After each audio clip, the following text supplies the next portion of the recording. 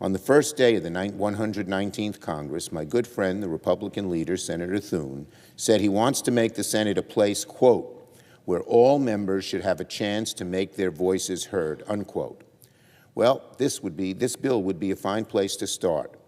We should allow debate and amendments on the bill. This is an important issue. We should have a debate and amendments, and that's why I am voting yes on the motion to proceed. To remind my colleagues, this is not a vote on the bill itself. This is a motion to proceed, a vote that says we should have a debate and should have amendments. Now on the GOP taxes and our Democratic agenda. Each day, it's becoming clearer that the new Trump administration will look a lot like the old one.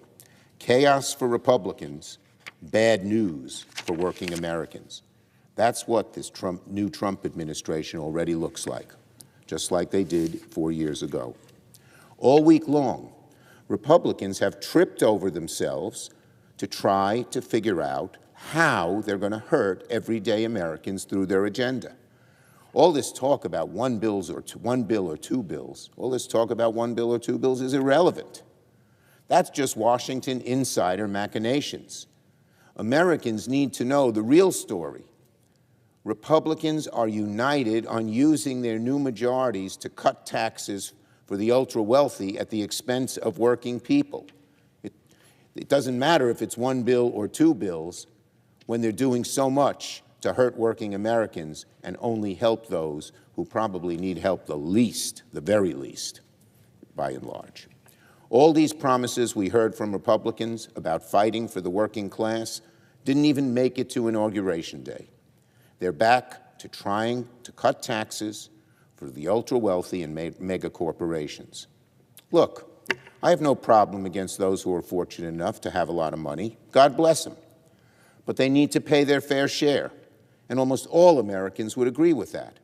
So it's truly stunning, it's revealing, that Republicans are already spending so much energy trying to figure out the best way to make taxes for the very wealthy even lower.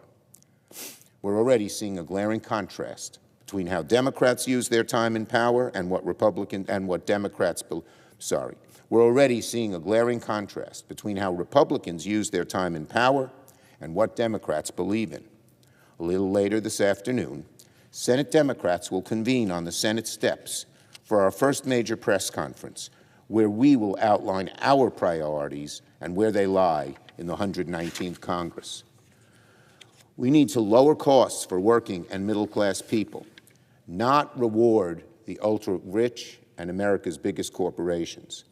If Republicans want to work with us on real policies that lower costs for real working Americans, we're glad to partner with them. But if Republicans try to sell out our children's future with multi-trillion-dollar tax cuts that only help those at the very top, we will fiercely, fiercely oppose them. Now on nominations. The American people have a right to know if President-elect Trump's cabinet nominees are going to fight for them. Will they lower people's costs? Will they be loyal to the country and the Constitution? Or will they cater to their wealthy benefactors like the first Trump administration? Will they try to undo the wellsprings of democracy? We can answer these questions through a robust nomination process in the Senate. But when Republicans, like the chairman of the Energy and Natural Resources Committee, try to rush nominees before senators have even received basic information, such as background reports, Americans have to ask, what are Republicans trying to hide when they don't want their nominees to have background checks and don't want to have full information about them? These nominees will have enormous power. Every American has to go through a background check, be asked questions when they're applying for a job. Well, these jobs are so important, of course this should happen here. But so far, some of the Republican chairs of committees are resisting, and that doesn't speak well for the qualifications or the confidence they have in their nominees. In the last 2 days, the chairman of the Committee on Energy and Natural Resources has noticed hearings on not one, but two of President Trump's nominees without minority consent. Governor Doug Burgum to be Secretary of the Interior, and Chris Wright to be the Secretary of Energy. These two positions, Secretary of Interior, Secretary of Energy, will be tasked with managing our natural resources and our clean energy future.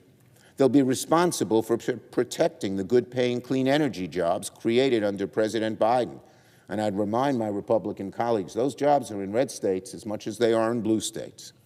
The American people deserve to know if these cabinet nominees will protect good-paying clean energy jobs, or will they kill these jobs and put a lot of people out of work for some ideological thing they're chasing.